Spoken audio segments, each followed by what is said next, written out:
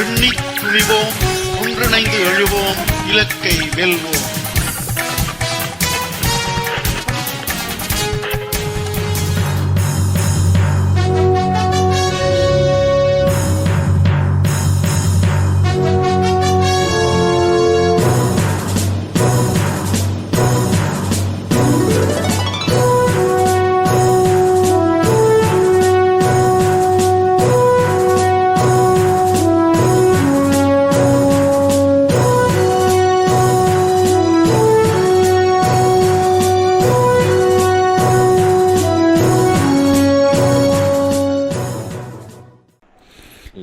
உயிரோடு தமிழோடு இணைந்திருக்கிறீர்கள். ILC தமிழ் உயிரோடு தமிழில் அன்பர்களே, அரசியல் களம் தாயகத்திலிருந்து தாயக உடவியலாளர் இரா மைதரர்கள் இணைகின்றார். வணக்கம் இரா மைதரன். வணக்கம் தனான அன்புறவுகளுக்கும் நேர வணக்கம். எனவே ஒரு அரசியல் கள நிகழ்ச்சியில் இணைந்திருக்கின்றோம். இன்றைய நிகழ்ச்சியில் நாங்கள் தொடர்ச்சியாக ஐநாவுடைய அமர்வு தொடர்பாக பார்ப்போம். ஐநாவுடைய தீர்மானங்கள் தொடர்பாக உயர் சாணிகள் அவர்கள் விடுத்த அறிவிக்கையை பார்க்கும் பொழுது இரா மைதரன், கண்காணிக்கும் பொறிமுறை மறைமுகமாக நீடிப்பது போல் தொடர்வது போல் காணப்படுகின்றது. 2 வருடம் இந்த கால அவகாசம் கொடுக்கப் போவதாக, தொடர்ச்சியாக சாட்சியங்கள் சேகரிக்கப் போவதாக என்ற விடயத்தை அங்கே கூறியிருக்கிறார்கள். ஆனால் மறைமுகமாக கூறியிருக்கிறார்கள். இது தொடர்பாக நீங்கள் என்ன அவதானிக்கிறீர்கள் என்று கூறுவீர்களா? உண்மைதான். ஐக்கிய நாடுகள் மனித உரிமை பேரவையினுடைய 60வது அமர்வு ஒரு தீர்மானகரம் மிக்கதாக எதிர்பார்க்கப்பட்ட நிலைமையிலே அந்த வரைபினுடைய ஒரு நகல் வடிவம் வெளியிடப்பட்டிருக்கிறது. அது நேற்றைய தினம் அதில் கூறப்பட்ட விடயங்களை நாங்கள் பார்த்திருந்தோம். அதிலே தான் அந்த ஒரு இடத்திலே 51 தீர்மானத்தினுடைய அந்த கொடுத்த விடயங்கள் இதனூடாக மீள உறுதிப்படுத்தப்படுவதாக, அந்த தீர்மானம் அதை மீள வழிமொழிவதாக குறிப்பிடப்பட்டிருக்கிறது. இப்போ அதில் மறைமுகமாக சொல்ல வருகின்ற விடயம், அந்த சாட்சியங்கள் சேகரிக்கின்ற ஐக்கிய நாடுகள் மனித உரிமை பேரவையினுடைய அந்த உயர் சாணிகர் ஆலயத்தோடு தொடர்புபட்டு இந்த விடயங்கள் இங்கே மேற்கொள்வது, அந்த ஆதாரங்களை திரட்டுகின்ற செயல்பாடுகள், அநேகமாக அந்த தீர்மானத்தில் அந்த கலப்பு பொறிமுறை உள்ளிட்ட இந்த விடயங்கள் எல்லாம் அதில் கூறப்பட்டது. இப்போ இலங்கையினுடைய பிரதிநிதியாக வெளிவார அமைச்சர் இந்த சாட்சியங்களை சேகரிக்கின்ற அந்த ஆதாரங்களை திரட்டுகின்ற செயல்பாடுகளை கடுமையாக விமர்சித்திருந்தார்கள். ஒரு தங்களுடைய அனுமதி இல்லாமல் வெளியார் தங்களுடைய எல்லைக்குள்ளாக அவ்வாறான விடயங்களை செய்வதென்பது தங்களுடைய இறையாண்மையை மீறுகின்ற செயல்பாடாக அவர்கள் சுட்டிக்காட்டியிருந்தார்கள். இலங்கைக்கு ஆதரவாக ரஷ்யாவினுடைய பிரதிநிதி கருத்து கூறுகின்ற போது கூட இந்த விடயத்தை தொட்டு சென்றிருந்ததை நாங்கள் பார்க்கக்கூடியதாக இருந்தது. ஆகவே அது அவர்களுக்கு எவ்வளவு தூரம் ஒரு பாதிப்பை ஏற்படுத்தக்கூடிய ஒன்றாக அது இருக்கின்றது என்பது உணரக்கூடியதாக இருக்கின்றது. ஆனாலும் அதிலே நாங்கள் திருப்தி அடையக்கூடிய வகையில் இல்லை என்று சொன்னால், கலன் மெக்ரே மூலமாக கொண்டு வர ஃபனல் போர் ஊடகத்தின் ஊடாக கொண்டு வரப்பட்ட அந்த விடயங்கள் அனைத்துமே சாதாரணமான விடயங்கள் அல்ல. வெளியே வந்தது ஒரு கணிசமானவை. அதைவிட பல மடங்கு ஆதாரங்கள் ஐநா மனித உரிமை பேரவை உள்ளிட்ட உலக மன்றங்களிலே இன்றும் தமிழின படுகொலையினுடைய சாட்சியாக உயிரோடு இருக்கின்றது. அவை அனைத்துமே வெறுமன ஒரு கேள்விக்குறியோடு நம்பகத்தன்மையற்ற ஆதாரங்கள் அல்ல. பெரும்பாலானவை சர்வதேச நியதிக்குட்பட்டு அந்த தொழில்நுட்ப ரீதியாக அதனுடைய உண்மைத்தன்மைகள் பரிசோதிக்கப்பட்டு ஏற்றுக்கொள்ளப்பட்ட ஆவணங்களாகத்தான் அவை இருக்கின்றன. அது மட்டுமல்லாமல் அந்த இடைப்பட்ட காலத்திலே அதோடு சம்பந்தப்பட்ட சாட்சியங்களுடைய நேரடியான வாக்குமூலங்களும் ஆவண ரீதியாக அங்கே அவர்களிடம் இருக்கின்றது. அப்படி இருக்கின்ற போது அதற்கு மேலதிகமாக இவர்கள் என்னத்தை சேகரித்து என்ன செய்ய போகின்றார்கள் என்ற ஒரு கேள்வி இருக்கின்றது. இருப்பதை வைத்துக்கொண்டு அடுத்த கட்டத்துக்கு நகர்வதற்கு என்ன நடவடிக்கை எடுத்திருக்கின்றார்கள்? அந்த இடத்தில் தானே ஒரு நம்பிக்கை வரும். அது அன்ரோமர் திசுநாயக்க அரசாங்கமாக இருக்கட்டும், இல்லை ஜெனீவாவாக இருக்கட்டும், ஒரு பாதிக்கப்பட்ட தரப்பு ஒரு விடயத்திலே நம்பிக்கை வைப்பதற்கு ஒரு சமிக்கை ஒன்று தென்பட வேண்டும். ரணில் விக்ரமசிங்க கூறுவதைப் போன்று 2048ஆம் ஆண்டு நாங்கள் ஒரு புதிய யுகத்திலே அடியெடுத்து வைப்போம். அதற்காக எனக்கு பின்னாலே கண்ணை மூடிக்கொண்டு நீங்கள் வாருங்கள். உங்களுக்கு அந்த ஒளி தெரியவில்லை. ஆனால் எனக்கு அந்த ஒளி சிறு பொறியாக தெரிகின்றது. ஆகவே எனக்கு தெரிகின்ற அந்த ஒளியை நோக்கி நான் பயணிக்கின்றேன். என்னோடு கண்ணை மூடிக்கொண்டு கிட்டத்தட்ட ஒரு 25 ஆண்டுகள் எனக்கு பின்னாலே வாருங்கள் என்று ரணில் விக்ரமசிங்க கூறியதைப் போன்று நாங்கள் ஜெனீவாவுக்கு பின்னாலோ அனுராவுக்கு பின்னாலோ தமிழ் தரப்பு ஈடுபட முடியாது. அது உங்களுக்கு தெரிகின்ற விடயம் எங்களுக்கு தெரிய வேண்டும். நீங்கள் ஒருவேளை நல்லதுதான் செய்ய நினைத்தாலும் கால நீடிப்பு என்பது இந்த விடயத்தை வலுக்குறைப்பு செய்யக்கூடிய ஒரு ஆபத்து இருக்கின்றது என்பதை நாங்கள் இந்த 16 ஆண்டு கால அனுபவத்திலே நாங்கள் பார்த்து கொண்டிருக்கின்றோம். ஏன்னா நாங்கள் ஒரு திக்கற்ற சமூகமாக இருக்கின்றோம். ஆகவே எங்களை பொறுத்தவரையிலே இருக்கின்றதையும் துளைத்து விடக்கூடாது என்கின்ற ஒரு ஆவலோடு பெரும் தவிப்போடு இருக்கின்ற போது இந்த கண்கட்டு வித்தைகளை எல்லாம் நாங்கள் நம்புகின்ற அளவுக்கு இல்லை என்று இலங்கையை நேரடியாக இந்த விடயங்கள் உங்களிடம் இருக்கின்ற இந்த விடயங்களை வைத்துக்கொண்டு நேரடியாக இந்த விடயத்தை வலியுறுத்த முடியாத பட்சத்தில் எப்படி நீங்கள் அடுத்த கட்டம் இதை இலங்கையை வழிக்கு கொண்டு வர முடியும்? ஆகவே என்னை பொறுத்தவரையிலே இதெல்லாம் தமிழ் மக்களை தமிழ் தரப்பை திருப்திப்படுத்துகின்ற வகையிலே ஏமாற்றி காலத்தை இழுத்தடிக்கின்ற ஒரு உபாயமாகத்தான் இந்த விடயங்களை பார்க்கின்றேன். ஒருவேளை அவர்கள் நல்லது செய்ய நினைத்தால் நல்லது செய்துவிட்டு போகட்டும். ஆனால் தமிழ் தரப்பாக நாங்கள் மிகுந்த எச்சரிக்கை உணர்வோடு இந்த விடயங்களை அணுக வேண்டியவர்களாக இருக்கின்றோம். ஏற்கனவே 2015ஆம் ஆண்டு மார்ச் மாதம் மிகப்பெரிய ஒரு எதிர்பார்ப்பு இருந்தது. சம்பந்தன் சுமந்திரன் தரப்பினரால் கால நீடிப்பு பெற்றுக் கொடுக்கப்பட்டது. இன்று 2025 10 ஆண்டுகள் கடந்து விட்டது. இடையில என்ன நடந்தது?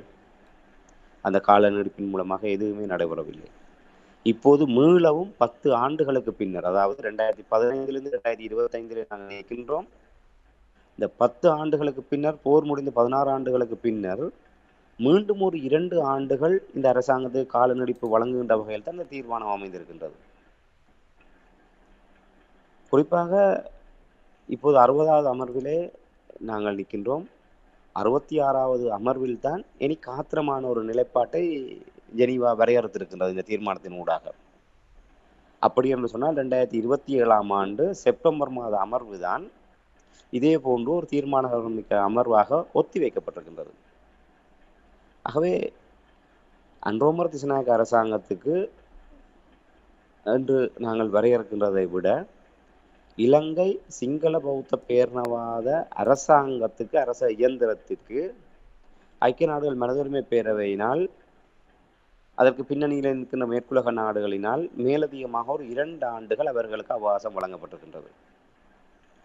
இதைத்தான் இந்த இடத்திலே நாங்கள் சொல்லிக்கொள்ள முடியும். இந்த பின்னடைவுகளை எல்லாம் நாங்கள் மூடி மறைத்து, இல்லை அதுக்குள்ளே பூடகமாக இது இருக்கின்றது, அதுக்குள்ளாலே வந்து இப்படியெல்லாம் பூச்சாண்டி காட்டிக்கொண்டு தமிழ் மக்களை ஏமாற்றுகின்ற செயல்பாட்டிலே நாங்கள் ஒருபோதுமே அதற்கு துணை போகக்கூடாது என்பதுதான் என்னுடைய நிலைப்பாடு. இரண்டாவது கால நீடிப்பு அப்படி என்றால் இராமேந்திரன், இலங்கை அரசாங்கத்துக்கு ஒரு சாதகத்தன்மையை ஏற்படுத்தி கொடுக்கும் என்று நீங்கள் நம்புகிறீர்களா? உண்மைதான். இப்போ அன்ரோமர் திசாநாயக்கா தலைமையிலான அந்த ஜேபி அரசாங்கத்தை ஒரு பிணை எடுக்கின்ற வகையிலாகத்தான் இந்த தீர்மானம் கொண்டு வரப்பட்டிருக்கின்றது. ஏற்கனவே உங்களுக்கு தெரியும், 2010 தொடங்கி 2012ஆம் ஆண்டு தான் மனித உரிமை பேரவையிலே இந்த விவகாரங்கள் வந்து ஒரு தீவிரத்தன்மை அடைந்தது. அந்த 2012 தான் பாலச்சந்திரன், இசைப்பிரியா போன்றவர்களுடைய அந்த விடயங்கள் எல்லாம் வெளியில கொண்டு வரப்பட்ட காலம். அதற்கு பின்னர் ஒரு தீவிரத்தன்மை எடுக்கின்றது ஜெனீவாவிலே. ஆனால் 2015க்கு பின்னர் தமிழ் தேசிய கூட்டமைப்பு ஒரு நல்லாட்சி என்ற பெயரிலே ஒரு அரசியல் படுக்கையில் இருந்த காலத்தில் இருந்து இந்த விடயம் வலுக்குறைப்பு செய்யப்பட்டு இன்று ஒன்றுமே இல்லாத ஒரு நிலைமையை கொண்டு வந்து விடப்பட்டிருக்கின்றது. அப்படி இருந்தும் இன்று இந்த அரசாங்கத்துக்கு ஒரு 2 வருட கால நீடிப்பு வழங்கப்பட்டிருக்கின்றது என்று சொன்னால் அவர்களுக்கு ஒரு ஆசுவாசத்தை கொடுக்கின்ற ஒரு நிலைப்பாடாகத்தான் அது மாறி இருக்கின்றது. உண்மையிலே முன்பிருந்ததை விட இப்போது இருக்கின்ற காலத்திலே அது இலங்கை அரசாங்கத்துக்கு மேலும் ஒரு சாதகத்தன்மையை ஏற்படுத்தி இருக்கின்றது. 2015 ஒரு தேசிய அரசாங்கம் என்ற பெயரிலே தமிழ் தரப்பை முனைத்து எதிர்த்தரப்பில் இருந்த ரணில், மைத்திரி, சந்திரிகா போன்ற துருவங்களை எல்லாம் முனைத்து ஒரு இணக்கப்பாடான ஒரு அரசாங்கம் ஒன்றை இவர்கள் ஏற்படுத்தினார்கள். ஆகவே அதன் மூலமாக ராஜபக்சேக்களுடைய பல்லு பிடுங்கப்பட்டு அவர்கள் படுதோல்வியை சந்தித்த நிலைமையிலே இனி அவர்கள் மீண்டெழ முடியாது. இனிமேல் இந்த ஒரு சிங்களத்தினுடைய இந்த ஒற்றுமைப்பட்ட இந்த தேசிய அரசாங்கம் தான் நீடிக்கப் போகின்றது. ஆகவே இந்த சந்தர்ப்பத்திலே அவர்களுக்கு ஒரு அவகாசத்தை கொடுத்து இந்த இனப்பிரச்சனைக்கு இந்த பொறுப்பு குரல் விவகாரங்களிலே அவர்களை ஒரு நேர்மையாக செயல்பட வைப்பதற்கான ஒரு சந்தர்ப்பத்தை கொடுப்பதாக அப்போது கால நீடிப்பு வழங்கப்பட்டது. அதுக்கு சொல்லப்பட்ட காரணமும் அதுதான். ஆனால் அப்போதிருந்தே நாங்கள் கூறுகின்றோம், சிங்கள தேசம் தன்னைத்தானே பிணையெடுப்பதற்கான நாடகத்தை தான் இவர்கள் அரங்கேற்றி கொண்டிருக்கின்றார்கள். ரணில் விக்ரம் ராஜபக்சேக்கள் தோற்கடிக்கப்பட்டு ரணில் மைத்திரி அரசாங்கம் உருவானதாக இருக்கட்டும், ரணில் மைத்திரி அரசாங்கம் 4.5 ஆண்டுகள் தேனிலவு கொண்டாடிவிட்டு அந்த இறுதி 6 மாதத்துக்குள்ளாக திடீரென ஒரு அப்பத்தை சாப்பிட்டு விட்டு உடனடியாக மஹிந்த ராஜபக்சே பக்கம் மைத்திரிபால சிறிசேன குத்துக்காரணம் அடித்ததாக இருக்கட்டும், அதற்கு பின்னர் ராஜபக்சேக்கள் மீண்டு வந்து இந்த விடயங்களை மறுத்ததாக இருக்கட்டும், அதற்கு பின்னர் மீண்டும் அவர்களுடைய அரசாங்கங்கள் அந்த விடயங்கள் அனைத்துமே சிங்கள தேசத்தினுடைய நாடகம். ஏனால் சர்வதேசத்தை பொறுத்தவரையில் இலங்கை என்பது சர்வதேச ஆடுகளத்திலே ஒரு பந்தாடப்படுகின்ற நிலைமையில இருக்கின்றது. அதிலே பிரதானமாக சீனா, இந்தியா, மேற்குலக நாடுகள் என்று வருகின்ற போது மேற்குலக நாடுகளுடைய ஆதிக்கம்தான் மேலோங்கி நிற்கின்றது. சீனா மறைமுக செல்வாக்கு செலுத்தக்கூடிய ஒரு தரப்பாக சீனா தன்னை சத்தம் இல்லாமல் அவர்கள் இலங்கையில் தங்களுடைய ஆளுகையை கொண்டு வருகின்றார்கள்.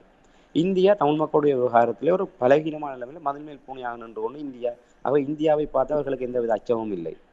சீனாவை பார்த்தும் அவர்களுக்கு அச்சம் இல்லை என்றால் சீனாவினுடைய அபிலாஷைகளை நிறைவேற்றி கொண்டுதான் அவர்கள் மற்ற விடயங்களுக்கு முன்னுரிமை கொடுக்கின்றார்கள். ஆனால் மேற்குலக நாடுகள் என்று வருகின்ற போது இவர்கள் மனித உரிமை சார்ந்த விவகாரங்களோடு ஏனைய உலகளாவிய பொருளாதார விடயங்களோடு அவர்களோடு பின்னி பிணைந்தவர்களாக இருக்கின்றார்கள். ஆகவே அவர்களுடைய அபிலாஷைகளை பூர்த்தி செய்வதென்பது இந்த இந்தியா சீனாவை நிராகரித்தால் தான் முழுமையாக அவர்களை பூர்த்தி செய்ய முடியும் அவர்களுடைய விருப்பங்களை. ஆகவே இந்த இடியப்ப சிக்கலுக்குள்ளாக மேற்குலகத்தை கையாளுவதுதான் இவர்களுக்கு ஒரு பெரிய ஒரு சிக்கலாக இருக்கின்றது. ஆகவே அந்த மேற்குலகத்தை கையாள வேண்டுமாக இருந்தால் அவர்களோடு சேர்ந்து அவர்களுடைய பாதையிலே சென்று இந்த விடயங்களை வலுக்குறைப்பு செய்வதற்கு என்ன செய்ய வேண்டும் என்பதிலே சிங்கள ராஜதந்திரம் கடந்த காலத்திலே மிக கச்சிதமாக அந்த விடயங்களை கையாண்டு வருகின்றது. அதன் காரணமாகத்தான் அவர்கள் தங்களுக்குள்ளாகவே ஒரு மோதல் போக்கை உருவாக்கி தென்னிலங்கையிலே ஒரு அரசியல் உறுதிப்பாடற்ற தன்மை இருக்கின்றது. ஆகவே எங்களால் இந்த விடயத்திலே இந்த தீர்மானத்தை எடுக்க முடியாது என்று பொறுப்பு கூறல் இனப்பிரச்சனைக்கான தீர்வு விடயங்களை நாசுக்காக தட்டி கழித்து விட்டு தங்களுடைய நிகழ்ச்சி நிரலை முன்கொண்டு செல்லக்கூடிய வகையிலான செயல்பாடை அவர்கள் செய்து கொண்டிருக்கின்றார்கள். ஆகவே அவர்கள் தங்களுடைய இலக்கை நோக்கி அவர்கள் பயணிக்கின்றார்கள்.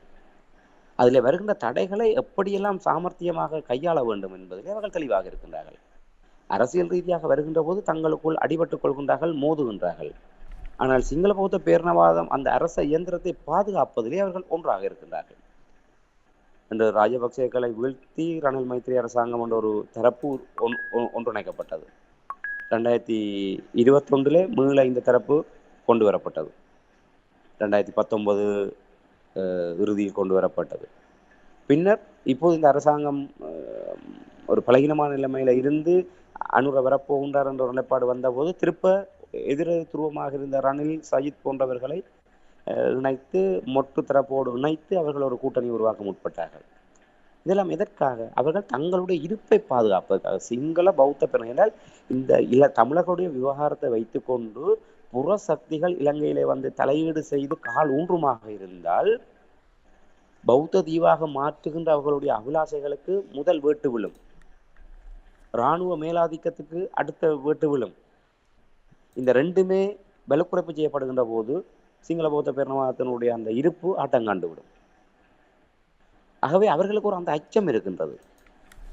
ஆகவே தென்னிலங்கையிலே தாங்கள் ஒரு பலமாக இருப்பதை போன்று காட்டிக்கொள்வதும் பேந்து ஒரு பலகீனமான நிலைமையை காட்டிக்கொள்வதும் அவர்களுக்குள்ளாகவே அவர்கள் செய்து கொள்கின்ற ஒரு நாடகம் இது. இவர்கள் இதிலே ரணில் விக்ரமசிங்க, மைத்ரிபால சிறிசேன, சஜித் பிரேமதாசா போன்றவர்கள் எல்லாம் வந்து இதிலே தெரிந்து தெரியாமலும் அதாவது நேரடியாகவும் மறைமுகமாகவும் இதிலே அவர்கள் ஒரு பாத்திரங்களை ஏற்று நடத்தி கொண்டிருக்கின்றார்கள்.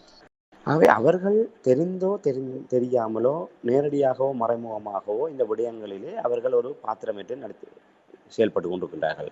ஆனால் பின்னணியில் இயக்குகின்ற தரப்பிடம் ஒரு தெளிவான கொள்கை இருக்கின்றது. அது இப்போதும் அனுரகுமார திசாநாயக்கா வந்தாலும் அவர்களுடைய அந்த ஒரு தெளிவான நிலைப்பாட்டை நோக்கி தான் இந்த விடயங்கள் நகர்ந்து கொண்டிருக்கின்றது. ஆகவே இந்த 2 வருஷ கால நீடிப்பு என்பது அந்த சிங்கள பௌத்த பேரினவாதத்துக்கு மிக வாய்ப்பான காலமாகத்தான் நான் பார்க்கின்றேன் என்று சொன்னால், அவர்கள் இந்த அரசாங்கத்தை வைத்துக்கொண்டு இல்லை இந்த அரசாங்கத்தினுடைய இந்த ஒரு ஒரு மாற்றத்தை நோக்கிய நகர்வுகளை மறைமுகமாக ஆசீர்வதித்து கொண்டு இலங்கை தீவின் மீதான புறசக்திகளுடைய அழுத்தங்களை எவ்வாறு காலதாமதப்படுத்தி அதை பலகீனப்படுத்துவது, அதிலே அவர்கள் வெற்றி கொள்வதற்கான உபாயங்களை இந்த 2 வருடங்களிலே அவர்கள் மிக கச்சிதமாக கையாளுவார்கள் என்று நான் நம்புகின்றேன். என்றால் உண்மையிலே இப்போ சில தினங்களுக்கு முன்னர் அவர்களுடைய ஒரு ஒரு புத்திஜீவி மட்டத்திலே நாயகன் ராஜேந்திர மட்டத்தில் இருக்கிற ஒருவரை அரசாங்கத்துக்கு ஒரு அறிவுறுத்தல் வழங்கப்பட்டிருந்தது. இந்த தீர்மானம் இலங்கை அரசாங்கத்துக்கு 2 வருட கால நீடிப்பை வழங்கினாலும் அதில் இருக்கிற ஆபத்தை இந்த அரசாங்கம் புரிந்து கொண்டு மிக அவதானமாக இந்த விடயத்தை கையாள வேண்டும். இலங்கை அரசாங்கம் இணை அனுசரணை வழங்க வேண்டும் என்ற நிபந்தனையோடு தான் இந்த பிரேரணை தயாரிக்கப்பட்டிருக்கின்றது. அது மாத்திரமல்லாமல் இந்த பிரேரணையை இலங்கை அரசாங்கம் நிராகரிப்பதனூடாக வருகின்ற ஆபத்துக்களையும் அவர்கள் சுட்டிக்காட்டியிருக்கின்றார்கள். 2 வருடத்துக்கு பின்னர் இந்த விடயம் ஐக்கிய நாடுகள் சபையினுடைய பாதுகாப்பு சபைக்கு முன்னகர்த்தக்கூடிய ஒரு ஆபத்து இருக்கின்றது. அந்த பாதுகாப்பு சபையில் இந்த விடயம் ஏற்றுக்கொள்ளப்படுமாக இருந்தால், ஆட்சேபனைகள் இன்றி அங்கு ஏற்றுக்கொள்ளப்படுமாக இருந்தால் சர்வதேச குற்றவியல் நீதிமன்றத்துக்கு இது நகர்த்தப்படுவதற்கான வாய்ப்புகள் இருக்கின்றது. அது மாத்திரமல்லாமல் இலங்கை அரசாங்கம் இப்போதே இந்த ரோம் உடன்படிக்கையிலே கையெழுத்திட வேண்டும் என்கின்ற ஒரு விடயமும் இந்த தரப்பினரால் இலங்கை அரசாங்கத்துக்கு நெருக்கடிக்குள்ளாக்கப்பட்டிருக்கின்றது. அதாவது உங்களுக்கு ஏற்றவாறு இசைவழக்கத்தோடு நாங்கள் இந்த பிரேரணையை கொண்டு வந்தால் நீங்கள் இணை அனுசரணை வழங்க வேண்டும், ரோம் உடன்படிக்கையிலே கையெழுத்திட வேண்டும். ரோம் உடன்படிக்கையிலே கையெழுத்திட்டால் இலங்கை சார்ந்த இராணுவத்தினர் போர்க்குற்ற இந்த விடயங்களோடு சம்பந்தப்பட்டவர்கள் எவருமே இல்லை நாட்டை விட்டு வெளியேற முடியாத ஒரு நிலைமை உருவாகும். என்றால் இந்த ரோம் உடன்படிக்கைகளை கைச்சாத்திட்டு விட்டால் எங்கும் வைத்து அவர்கள் மீது நடவடிக்கை எடுப்பதற்கான வாய்ப்புகள் இருக்கின்றது. ஆக இலங்கையை பொறுத்தவரையிலே ஒரு பொறியிலே சிக்கக்கூடிய ஒரு நிலைமை இருக்கின்றது என்பதை இந்த அரசாங்கத்துக்கு அவர்கள் சுட்டிக்காட்டியிருக்கின்றார்கள். ஆக பாருங்கள், அவர்கள் ஏதோ ஒரு விதத்திலே இந்த விடயங்களை ஏமாற்றி காலங்கடத்தி தமிழ் மக்களுடைய விவகாரங்களை புறமுதுக்கி விட வேண்டும் என்பதிலே அவர்கள் செயல்பட்டு கொண்டிருக்கின்ற நேரத்திலே தங்களுக்கு வருகின்ற ஆபத்துக்களை சுட்டிக்காட்டி அந்த ஆபத்துகளின் நிமித்தமாக சிங்கள பௌத்த பேரினவாதமாக ஒன்றிணையக்கூடிய தன்மை அவர்களிடம் இருக்கின்றது. அதன் காரணமாகத்தான் இந்த 16 ஆண்டுகளாக இதே போரை முடிவு கொண்டு வந்த ராஜபக்சேக்கள்லாம் சர்வதேசத்துக்கு வாக்குறுதியை வழங்கினார். முதல்ல புலிகளை அழிப்போம், அதற்கு பின்னர் நாங்கள் இனப்பிரச்சனைக்கு தீர்வை காண்போம் என்று. இந்தியாவுக்கு ராஜபக்சேகள் சொன்னார் 13வது திருத்தம் என்று இந்தியா சொன்ன போது எங்களுக்கு அதெல்லாம் ஒரு பிரச்சனை இல்லை, 13+13க்கு அப்பால் சென்று கூட நாங்கள் இனப்பிரச்சனைக்கு தீர்வு காண நாங்கள் தயாராக இருக்கணும் வாக்குறுதி இந்தியாவுக்கு மஹிந்த ராஜபக்சவால் வழங்கப்பட்டது. ஆனால் 2009 முடிவுக்கு வந்ததுக்கு பின்னர் 6 ஆண்டுகள் 2015 வரை அதை நோக்கி அவர்கள் சிந்திக்கவில்லை. அதை அந்த பக்கம் தலை வைத்து படுக்கவும் இல்லை. இதன் காரணமாக சர்வதேசத்துடைய அழுத்தங்கள் அதிகரித்த போது சர்வதேசத்துக்கு இந்தியாவுக்கு இந்த பொறுப்பு குரல் விடயத்திலே இந்த விடயங்களிலே வாக்குறுதி கொடுத்த தரப்பாக இருக்கிற ராஜபக்சேகளை ஃபீல்ட் அவுட் செய்ய வேண்டும் என்பது சிங்கள நிகழ்ச்சி நிரல். ஏனால் அவர்கள் களத்திலே இருந்தால் இந்த அழுத்தங்களுக்கு அடிபணிந்தே ஆக வேண்டும். ஒன்று, நாங்கள் மூங்களை போன்று வளைவுத்தன்மை நெகிழ்வுத்தன்மை அதிகமாக இருந்தாலும் ஒரு கட்டத்திலே முறிந்துதான் போக வேண்டும். இல்லை, நாங்கள் வளைந்தே கொடுக்க மாட்டோம் என்று வீராப்பாக நின்றால் அவர்கள் காலுக்கு கீழே குழி வெட்டி விட்டு தலைகுப்புற விழுத்தி விட்டு அவர்கள் மண்ணை போட்டு மூடி விடுவார்கள். நிச்சயமாக ரெண்டத்தவோ ஒரு முடிவை நோக்கி சர்வதேசம் வரும் என்பது நியதியாகிவிட்டது. அவர்கள் கடந்து செல்லக்கூடிய ஒரு நிலைமை இல்லை. ஆகவே சிங்கள தேசத்துக்கு வேறு வழி இல்லை. ராஜபக்சேக்கள் என்கின்ற ஒரு தங்களுடைய கதாநாயகர்களை ஆட்சி விடத்திலே வைத்திருந்தால் சர்வதேசம் அப்படியான சதி வேலைகளை பின்னும் என்பது அவர்களுக்கு தெரியும். ஆகவே அங்கே ஒரு மாற்று உருவாக்கப்படுகின்றது. சிங்களத்துக்குள்ளாகவே அந்த மாற்று உருவாக்கப்படுகின்றது. இந்த இடத்துல நாங்கள் கடந்த காலத்தில் உறவுகளுக்கு நினைவிருக்கும் சம்பந்தன் தலைமையிலான தமிழ் தேசிய கூட்டமைப்பு அந்த மாற்றுக்கான வழியை உருவாக்கி இருக்க வேண்டும். சிங்களத்துக்கு எப்போதுமே இலங்கை தீவினுடைய முக்கியத்துவம் என்பது தெற்குக்கு மாற்று வடக்கு, சிங்களத்துக்கு மாற்று தமிழ். தமிழ் தரப்பினுடைய விடயங்களை கையிலே எடுப்பதனூடாகத்தான் சிங்களத்தை கடிவாளத்துக்கு கொண்டு வர முடியும் என்பதுதான் இலங்கை தீவினுடைய புறநிலை. ஆனால் ஆயுத மௌனிப்புக்கு பின்னர் சம்பந்த தரப்பினருடைய அந்த அடிபணிவு அரசியல் என்பது இந்த தமிழ் மக்களுடைய தீர்மானகரமிக்கமான நிலைமையை கொண்டு போய் சிங்கள தேசத்தினுடைய செருப்புக்கு அடிமைத்தனமாக கொண்டு போய் அவர்கள் சரணாகதி அடை செய்து விட்டார்கள். இதன் காரணமாக 2015 சிங்களத்திலிருந்து சிங்களத்திலேயே அந்த மாற்று உருவாக்கப்பட்டது. மீண்டும் அதே சாக்கடையிலிருந்து 2019 ஒரு மாற்று உருவாக்கப்பட்டது. மீள அந்த மக்களால் விரட்டி அடிக்கப்பட்ட போது திருப்ப அந்த சாக்கடைக்குள்ளாகவே கலக்கி அதில் எது தெளிந்தது என்ற ஒன்றை எடுக்க வேண்டிய ஒரு நிலைமைக்கு தள்ளப்பட்டார்கள். இன்று வரை தமிழர் தரப்பை கையில் எடுக்கக்கூடிய ஒரு சூழ்நிலை உருவாகவில்லை என்று சொன்னால் தொடக்கி வைத்தவர் சம்பந்தன் அவர்கள். இப்போது அந்த வழியிலே அனைவருமே அச்சு பிசகாமல் நடைபயணம் போட்டுக் கொண்டிருக்கின்றார்கள். ஆகவே ஒரு சிங்களத்துக்கு எதிர் தமிழ் தரப்பென்கின்ற அந்த வலுநிலை என்பது வலக்குறைப்பு செய்யப்பட்டு சிங்களத்துக்குள்ளாகவே மாற்றை தேடுகின்ற ஒரு நிலைமை இன்று உருவாக்கப்பட்டு அது முற்றிலுமாக திசை மாறிவிட்டது. அன்றோமர திசநாயக்கா என்கின்ற ஜேவிபி என்ப ஒரு புனிதர்களை கொண்டு வந்து அவர்கள் களமிறக்கி விட்டார்கள். அதாவது இதுவரையான 76 ஆண்டு கால அந்த அரசியலிலே மாறி மாறி ஆட்சி விடத்திலிருந்து தமிழினப்படுகொலையோடு நேரடியாக சம்பந்தப்பட்ட தரப்பினர் அத்தனை பேருமே ஃபீல்ட் அவுட் செய்துவிட்டு அன்றோமர திசநாயக்கா என்கின்ற அதாவது ஜேவிபி என்கின்ற பெயரை மறைத்து தேசிய மக்கள் சக்தி என்கின்ற புதிய அவதாரத்தோடு வந்திருக்கின்ற தரப்பை ஆட்சிவிடம் ஏறிய பின்னணியிலே அது இன்னும் வசதியான ஒரு நிலைமையாக மாறிவிட்டது.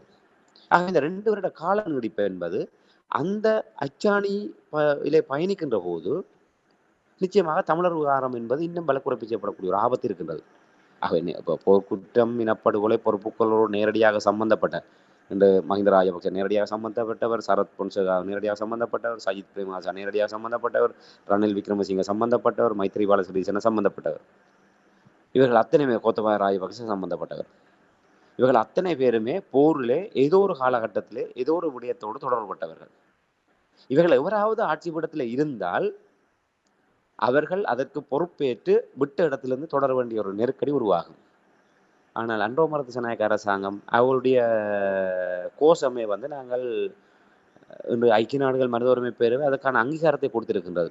இனவெறி அரசியலை முடிவுக்கு கொண்டு வந்து ஒரு புதிய ஒரு அரசியல் கலாச்சாரத்துக்கான தொடக்கத்தை இந்த அரசாங்கம் உருவாக்கி இருக்கின்றது. அதற்கு வடக்கு தெற்கு என்ற பேதம் இல்லாமல் மக்கள் அங்கீகாரத்தை வழங்கி இருக்கின்றார்கள். இதை நாங்கள் வரவேற்கின்றோம். முடிஞ்சு.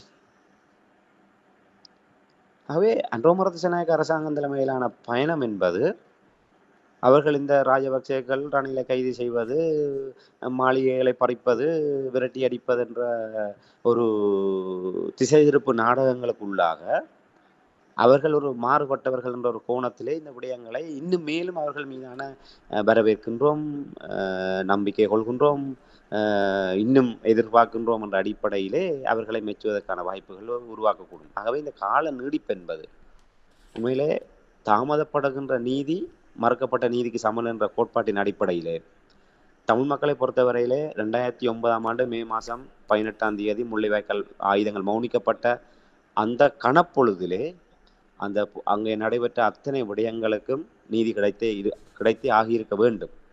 இந்த 16 ஆண்டுகள் ஆகவே ஒரு நொடிப்பொழுதேனும் தாமதித்தாலே அது மறுக்கப்பட்ட நீதிக்கு சமன். ஆகவே தமிழர்களுக்கான நீதி தொடர்ந்து எங்களுடைய விரலை வைத்து எங்களே கண்ணை குத்துவதை போன்று இந்த ஜெனீவா என்கின்ற மாயமானை எங்கள் முன்னாலே உலாவ விட்டு எங்களுக்கான நீதி தொடர்ந்து தடுக்கப்பட்டு வருகின்றது. ஆகவே 2 வருடம் என்பது நாங்கள் ஒரு விளிம்பு கட்டத்தில் நிற்கின்றோம். இந்த இனி வரப்போகின்ற 2 வருடங்கள் என்பது தமிழர்களே ஒரு விடயத்திலே ஒரு கொள்கை பிடிப்போடு நிற்க முடியாத ஒரு பேராபத்தான சூழ்நிலையிலே தான் இந்த 2 வருட கால நீடிப்பு வழங்கப்படுகின்றது என்று சொன்னால் நீங்கள் சிந்தித்து பாருங்கள். 2027 செப்டம்பர் வருகின்ற போது தமிழர்களுடைய எதிர்ப்பு குரல்கள், தமிழ் மக்களுடைய திரட்சி என்பது எந்த அளவில் இருக்கும் என்பதை நாங்கள் கற்பனை கூட செய்து பார்க்க முடியாத ஒரு நிலையில் தான் இந்த கால நீடிப்பு என்பது தமிழர்களை பொறுத்தவரையில் ஏமாற்றமாகவும் இலங்கை அரசாங்கத்தை பொறுத்தவரையிலே அது அவர்களுக்கு 100% ஒரு சாதகத்தன்மை ஏற்படுத்தக்கூடிய ஒன்றாகவும் தான் நான் பார்க்கின்றேன். மிரமிதிரன், இப்போ இலங்கைக்கு நீங்கள் ஒரு வாய்ப்பாகவும் சாதகம் தன்மையில் இருக்கின்ற என்று நீங்கள் கூறும்பொழுது ஏன் இந்த தீர்மானத்தை ஆளுநர் அரசு ஏற்றுக்கொள்ள பின்னடிக்கிறது? சர்வதேசத்தை எதிர்ப்பதனூடாக தங்களை கதாநாயகர்களாக காட்டிக்கொள்கின்ற ராஜபக்சேக்களுடைய அணுகுமுறையிலே இவர்கள் பயணிப்பதை நாங்கள் பார்க்கக்கூடியதாக இருக்கின்றது. ராஜபக்சேக்களை பொறுத்தவரையிலே அவர்கள் எப்போதுமே ஒரே நிலைப்பாடு. ஜெனீவாவிலும் ஒரே விடயத்தை கூறுவார்கள், கொழும்பிலும் ஒரே விடயத்தை சொல்வார்கள், யாழ்ப்பாணத்திலும் ஒரே விடயத்தை கூறுவார்கள். அதே பாணியிலே இந்த அரசாங்கம் பொறுப்பேற்ற முதல் கடந்த ஜெனீவா அமர்வின் போதே கடந்த மார்ச் மாத அமர்வின் போதே விஜித உடனடியாக சென்று சர்வதேச விசாரணை சகல விடயங்களையுமே நிராகரித்தார். முதல்ல இந்த தீர்மானத்திலிருந்து இலங்கை வெளியேறுவதாக அறிவித்தார்கள். ஆகவே அவர்கள் இந்த அதாவது ஒரு சர்வதேசத்தை எதிர்ப்பதன் ஊடாக தாங்கள்தான் சிங்களத்தினுடைய உண்மையான கதாநாயகர்கள், இதைத்தான் ராஜபக்சேகள் செய்தார்கள். ஆக உள்ளாலே இவர்கள் ஒரு இணக்கப்பாட்டை செய்து கொண்டு இந்த ராஜபக்சேக்கள் ஏன் மீண்டெழ முடிந்தது? ரணில் மைத்திரி அரசாங்கம் நாட்டை காட்டி கொடுத்து விட்டார்கள். ஐக்கிய நாடுகள் மனித உரிமை பேரவையுடன் சேர்ந்து கால நீடிப்பை அவர்கள் பெற்றாலும் இணைய அனுசரணை வழங்கி எங்களுடைய இராணுவ வீரர்களையும் எங்களுடைய நாட்டையும் காட்டி கொடுத்து விட்டார்கள் என்கின்ற பரப்புரை தான் 2019 ராஜபக்சேகள் மீண்டு வருவதற்கான காரணமாக இருந்தது. ஆகவே சர்வதேசத்தோடு இணங்கி போவது என்பது சிங்கள பௌத்த பேரணவாதத்தை உயிரோட்டக்கூடிய ஒன்றாகத்தான் இருக்கும். ஆக இப்போதைய நிலைமையிலே அனுரகுமார திசாநாயக்க அரசாங்கம் தங்களுக்கு சாதகமான விடயங்கள் இருந்தாலும் அதை ஏற்றுக்கொண்டு இணைய அனுசரணை வழங்குமாக இருந்தால் அது சிங்கள பௌத்த ஏற்கனவே எதிரணிகள் ஒன்றிணைகின்ற பூச்சாண்டி காட்டிக் கொண்டிருக்கின்றார்கள். ஆகவே இந்த விடயத்தை இவர்கள் நிறைவேற்றுவாக இருந்தால் சர்வதேசத்திடம் இராணுவத்தை காட்டி கொடுத்து விட்டார்கள் என்ற ஒரு ஒட்டு விடயத்தை வைத்துக்கொண்டு அரசியல் நிலைமைகளை தலைவராக மாற்றக்கூடிய ஒரு நிலையை நோக்கி இவர்கள் நகர்வார்கள். ஆகவே அவர்கள் ராஜபக்சேக்களுடைய பாணியிலே என்றால் ஏற்கனவே அவர்களோடு இருந்தவர்கள்தான், அவர்களிடமிருந்து கற்றுத் தேர்ந்தவர்கள்தான். ஆகவே அவர்கள் அந்த பாதையிலே பயணித்து கொண்டு தங்களுடைய அரசியல் இருப்பை அவர்கள் பலப்படுத்திக் கொள்ள முற்படுகின்றார்கள். ஆகவே ஜெனீவா தீர்மானத்தை எதிர்ப்பதென்பது ஒரு சிங்கள தரப்பிலே தங்களை பலசாலிகளாக காட்டிக்கொள்வதற்கான உபாயமாகத்தான் நான் பார்க்கிறேன். ஜெனீவா தொடர்பாக பேசும்பொழுது, கால நீடிப்பு தொடர்பாக கூறும்பொழுது, உங்களுக்கு தெரியும் விஜித ஹேரத் அவர்கள் ஏற்கனவே ஜெனீவா வந்து அங்கிருந்து தன்னுடைய நிலைப்பாட்டை வெளிப்படுத்தி இப்பொழுது தாயகம் திரும்பி இருக்கின்ற நேரத்தில் நீதியமைச்சர் தலைமையிலான ஒரு விசேட குழு ஒன்று ஐநாவுக்கு பயணம் மேற்கொள்வதாக கூறப்படுகின்றது. இது என்ன விதமான செய்தியை கூறுகின்றது? என்ன இவர்களுடைய நோக்கம் என்ன என்று நீங்கள் அவதானிக்கிறீர்கள்? உண்மைதான். நம்ம இந்த இடத்துல ஒரு வந்திருக்கின்றது, இந்த சில நாட்கள் இந்த வார இறுதிக்குள்ளாக நீதியமைச்சர் தலைமையிலான ஒரு குழு ஒன்று, விசேட குழு ஒன்று ஜெனீவாவுக்கு பயணம் மேற்கொள்ள இருப்பதாக. ஏற்கனவே அந்த தொடக்க நாளிலே வெளிவார அமைச்சர் விஜித ஹேரத் அவர்கள் சென்று அந்த உள்ளக பொறிமுறையை வலியுறுத்தி சர்வதேச தலையீடுகளை நிராகரித்து அதன் அடிப்படையிலே அந்த இறுதி தீர்மானம் அமைய வேண்டும் என்ற ஒரு கோரிக்கையை அங்கே முன்வைத்து விட்டு அவர் திரும்பி இருந்தார். இப்போ இந்த நிலையில் தான் இந்த குழுவினர் ஒரு விசேட பயணமாக அவர்கள் மேற்கொள்வதாக இப்போ தகவல் வெளிவந்திருக்கின்றது. உண்மையில் அவர் செல்வதற்கு முன்னர், இப்போ நான் நேற்றைய தினம் அவர் ஊடகங்களுக்கு கருத்து தெரிவிக்கின்ற போது, தமிழ் அரசியல்வாதிகள் தமிழ் தரப்பினர் தலைகீழாக நின்றாலும் ஒருபோதும் நாங்கள் அதுக்கு அடிபணிய போவதில்லை. அது அவர்கள் ஜெனீவாவிலே உள்நாட்டிலே கத்தினாலும் சரி, ஜெனீவாவிலே போய் கத்தினாலும் சரி, சர்வதேச விசாரணை வேண்டும், சர்வதேச தலையீடு வேண்டும் என்று இவர்கள் தலைகீழாக நின்றாலும் ஒருபோதும் தமிழ் தரப்பினருடைய இந்த நிலைப்பாட்டுக்கு எங்களுடைய அரசாங்கம் அடிபணிய போவதில்லை. சர்வதேச தலையீட்டு ஒருபோதும் நாங்கள் ஏற்றுக்கொள்ள மாட்டோம். உள்ளக பொறிமுறைக்குள்ளாகத்தான் சகல விடயங்களுக்கும் தீர்வு காணப்படும். ஐக்கிய நாடுகள் மனித உரிமை பேரவை கூட சர்வதேச தலையீட்டை, சர்வதேச விசாரணையை அவர்கள் வலியுறுத்தவில்லை. அவர்கள் கூட உள்ளக பொறிமுறையைத்தான் அவர்கள் கூறியிருக்கின்றார்கள். ஆகவே தமிழ் தரப்பு எந்த எல்லை வரை சென்றாலும், எந்த நாட்டுக்கு சென்றாலும் தலைகீழாக நின்றால் கூட அவர்களுடைய அழுத்தங்களுக்கு நாங்கள் அடிபணிய போவதில்லை என்ற விடயத்தை அவர் அங்கே கூறியிருக்கின்றார். அதே நேரத்திலே அவர் அங்கே செல்வதோடு மட்டும் அல்லாமல் அவர்கள் அங்கே செல்கின்ற போது தங்களுடைய அந்த உள்ளக பொறிமுறை அடிப்படையிலான தங்களுடைய முன்னேற்றங்கள் தொடர்பான அறிக்கையை இவர் அங்கே சமர்ப்பிக்க இருப்பதாகத்தான் இந்த குழுவினர் சமர்ப்பிக்க இருப்பதாக அறியக்கூடியதாக இருக்கின்றது. ஏற்கனவே அவர் செல்வதற்கு முன்னர் நேற்றைய தினம் ஒரு விடயத்தை கூறுகின்ற பயங்கரவாத தடை சட்டம் தொடர்பான புதிய சட்டத்துக்கான ஏற்பாடுகள் அனைத்துமே முடிவுக்கு வந்திருக்கின்றது என்ற ஒரு தகவலை இங்கே தெரியப்படுத்தி இருக்கின்றார். ஆகவே அந்த ஒரு விடயத்தை கூட அவர்கள் அங்கே தங்களுக்கு ஒரு முன்னேற்றகரமான விடயமாக காட்டிக்கொள்வதற்காக அந்த விடயங்களை கொண்டு வர, அதுக்கான புதிய சட்டம் எப்படி வரப்போகின்றது, அது எப்போது வரும், அது என்ன நிலையில இருக்கும் என்பது தொடர்பாக எல்லாம் எந்த இதுவும் இல்லை.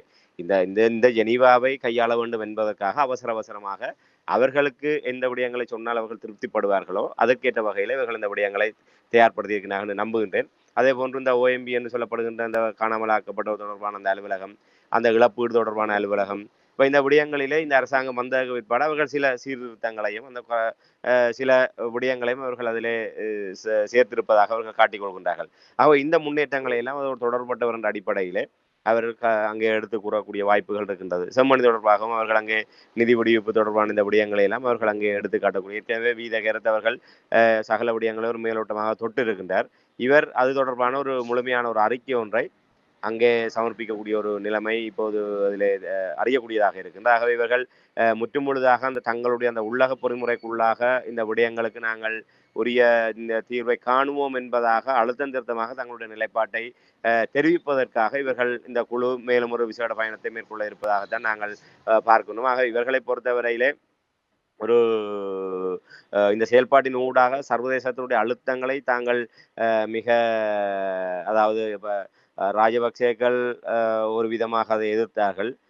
நல்லாட்சி காலத்திலே அந்த தீர்மானத்துக்கு இணை அனுசரணை வழங்கி கொண்டு அதனூடாக இவர்கள் சில விட்டுக் கொடுப்புகளை பெற்றார்கள். இப்படி இருந்தாலும் இந்த இணை அனுசரணை வழங்கியது என்பதே சிங்கள தேசத்தில் ஒரு விமர்சனத்துக்கு உள்ளாக பார்க்கப்பட்டது.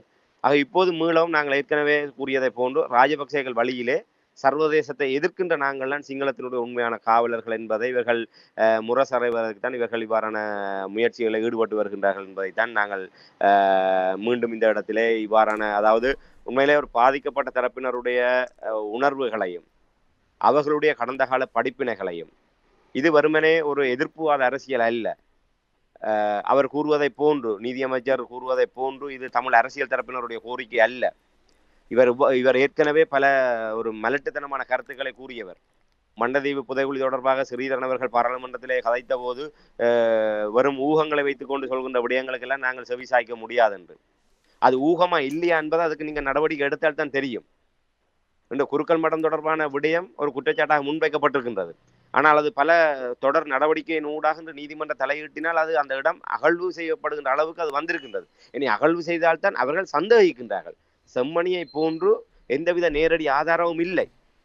இன்று சோமரட்ன ராஜபக்சே என்கின்ற அந்த நேரடியாக அந்த புதைத்தவரே ஆதாரத்தோடு காட்டியதனால்தான் அந்த செம்மணி புதைகுழி என்பது வெட்ட வெளிச்சத்துக்கு வந்தது. இன்று அந்த இந்து மயானம் சிந்துவாதி இந்து மயானத்திலே ஒரு கட்டுமானத்தின் மூலமாக தானாக வெளிப்பட்டது. ஆனால் குருக்கள் மடம் என்பது இப்ப அன்று தொடக்கம் இன்று வரை அதோடு சம்பந்தப்பட்டவர்களோட ஒரு குற்றச்சாட்டாக இருக்கின்றது. இந்த இடத்திலே புதைக்கப்பட்டிருக்கலாம் என்று எந்த ஒரு ஆதாரமும் இல்லை. ஆக இனிமேல் தோண்டப்படுகின்ற போதுதான் அதனுடைய உண்மைத்தன்மைகள் வெளிவரும். அவ்வாறு வெளிவருகின்ற அந்த எலும்புக்கூடுகள் உண்மையிலே அந்த முஸ்லிம்கள் கொல்லப்பட்டதாக சொல்லப்படுகின்ற சம்பவத்தோடு தொடர்பட்டவர்களுடைய எலும்புக்கூடுகள் ஆன என்பதற்கு அத்தாட்சியோ உத்தரவாதமோ இப்போது காண முடியாது. அது பகுப்பாய்வுகளுக்கு பின்னர் தான் அது வெளிவரக்கூடிய ஒரு நிலைமை இருக்கு. ஆனால் செம்மணி அப்படி இல்லை. தமிழர் பிரதேசத்தில் நடைபெறுகிற புதைகுழிகள் அவ்வாறு அல்ல. ஆகவே அந்த விடயங்களை நீங்கள் முன்னிலைப்படுத்துகின்ற போது இந்த விடயங்களை ஒரு பொறுப்பான அமைச்சர் ஒருவர் அந்த இடத்துல என்ன செய்யணும், நீங்கள் ஆதாரத்தோடு வாருங்கள், அந்த ஆதாரத்தோடு இந்த விடயங்களை நீங்கள் உரிய பொறிமுறை கூடாக வாருங்கள், அது சரியாக இருந்தால் நாங்கள் அதை இது வதந்திகளுக்கெல்லாம் இது ஒரு ஆணவத்தோடு பேசுகின்ற பேச்சு, தமிழர்களுடைய உணர்வுகளை முற்றுமுழுதாக நிராகரிக்கின்ற விடயம். இது நீங்கள் ஒரு அரசியல் தரப்பினுடைய ஒரு கோரிக்கையாக அரசியல் தரப்பினுடைய விடயமாக இது மட்டுப்படுத்துவது என்பது இந்த ஏவிபி அரசாங்கம் கடந்த சிங்கள பௌத்த பேரினவாத அரசாங்கங்களை போன்று தமிழர்களுடைய உணர்வுகளை காலிலே போட்டு மிதித்து கொண்டு நாங்கள் என்ன அதான் இது உண்மையில சொல்வார்கள், ஒரு ஜனநாயகம் தொடர்பாக ஒரு முதுமொழி ஒன்று சொல்வார்கள், ஒரு அனுபவ மொழி. அதாவது மிருகத்தனமான பெரும்பான்மையை எவருக்கு கொடுத்தாலும் அது கட்டற்ற சர்வதிகாரத்தை நோக்கித்தான் அது நகரும் என்று. ராஜபக்சேக்களும் இவ்வாறு தான் 3-2 பெரும்பான்மைக்கு அண்மித்ததாக ஒரு மிருகத்தனமான பெரும்பான்மை கொடுக்கப்பட்டவர்கள் எப்படி நிலைக்குத்தி விழுந்தார்கள் என்பது எல்லோருக்குமே தெரியும். அதே போன்று இந்த ஏவிபி அரசாங்கமும் ஒரு மிருகத்தனமான பெரும்பான்மையை பெற்றுக்கொண்டு நாங்கள் எந்த சிறுபான்மையினருடைய எவருடைய தயவும் இல்லாமல் நாங்கள் சிங்கள மக்களுடைய வாக்குகளால் மட்டுமே நாங்கள் ஆட்சி விட மீறி இருக்கின்றோம். இப்படித்தான் கோத்தபா ராஜபக்சம் 69 லட்சம் சிங்கள வாக்குகளால் மட்டுமே நான் ஜனாதிபதியாக வந்திருக்கின்றேன் என்று மாறுதட்டினார். 2 ஆண்டுகளிலே மக்கள் விரட்டி அடித்தார்கள். அந்த மக்களை விரட்டி அடித்தார்கள். இன்று இவர்கள் அவ்வாறான ஒரு அகங்காரத்தோடு நின்று கொண்டு இது இன்று வலிந்து காணாமலாக்கப்பட்ட ஒரு விடயமாக இருக்கட்டும், முள்ளிவாய்க்கால் இனப்படுகொலையாக இருக்கட்டும், இல்லை நில மீட்பு உயர் பாதுகாப்பு பிரச்சனை அத்தனையுமே இது அரசியல்வாதிகளோட கோரிக்கை அல்ல. ஒவ்வொரு ஈழத்தமிழ் குடிமகனுடைய உரிமை சார்ந்த பிரச்சனை, உரிமை சார்ந்த கோரிக்கை. அதை இவர்கள் எடுத்து வைத்து அவர்கள் அரசியல் செய்கின்றார்கள் என்பதில் எங்களுக்கு மாற்றுக்கிறதுக்கு இடமில்லை. அதற்காக அவர்கள் அதை அரசியல் செய்கின்றார் என்பதற்காக நீங்கள் அதை மலினப்படுத்தி விட முடியாது, அது உண்மையிலே ஆக்கிவிட முடியாது. ஆகவே அந்த விடயங்களை அவர்களுக்கு தெரியும் நன்றாகவே இந்த விடயங்களை. ஆனால் சிங்களத்தினுடைய கதாநாயகன் அடுத்த மாகாண சபை தேர்தலில் தங்களுடைய இருப்பை பாதுகாக்க வேண்டிய நிலைக்கு ஜேவிபி அரசாங்கம் தள்ளப்பட்டிருக்கின்றது. ஆகவே இந்த விடயம் ஜெனீவா என்பது அவர்களுக்கு ஒரு சத்திய சோதனையாக மாறக்கூடிய நிலைமை இருக்கின்றது. இந்த ஜெனீவாவில் இவர்கள் மிக ஏதாவது ஒரு விடயத்தில் இவர்கள் சறுக்குவார்களாக இருந்தால் அதை வைத்துக்கொண்டு மிகப்பெரிய ஒரு கொந்தளிப்பை தென்னிலங்கையில் ஏற்படுத்துவதற்கு இவர்கள் எதிர்க்கட்சிகள் காத்துக் கொண்டிருக்கின்றன.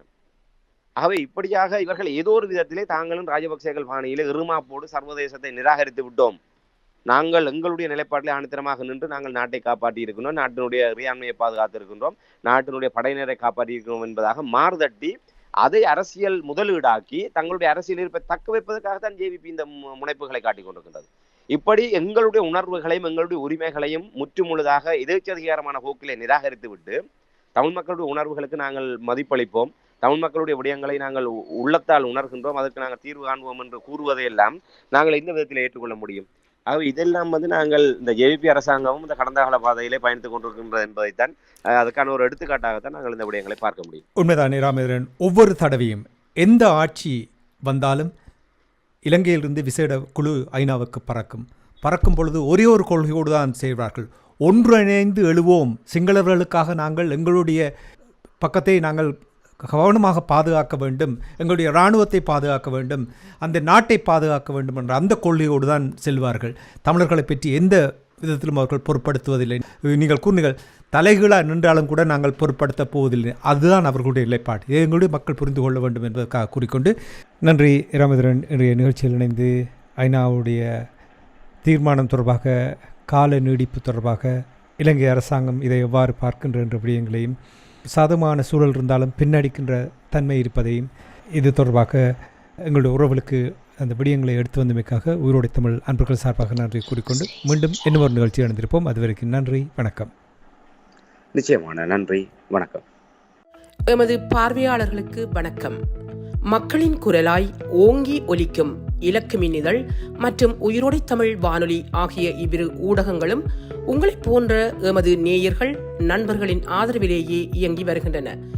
மிக குறைந்த பலங்களுடன் பல இடர்கள் மற்றும் தடைகளை தாண்டி பயணிக்கும் எமது ஊடகங்களின் பணிகள் மேலும் வளர உங்களால் முடிந்த நிதி உதவியை வழங்கி இன்னும் காத்திரமான செயற்பாடுகளை முன்னெடுக்க உதவுமாறு மிகவும் பணிவன்புடன் வேண்டி நிற்கின்றோம்.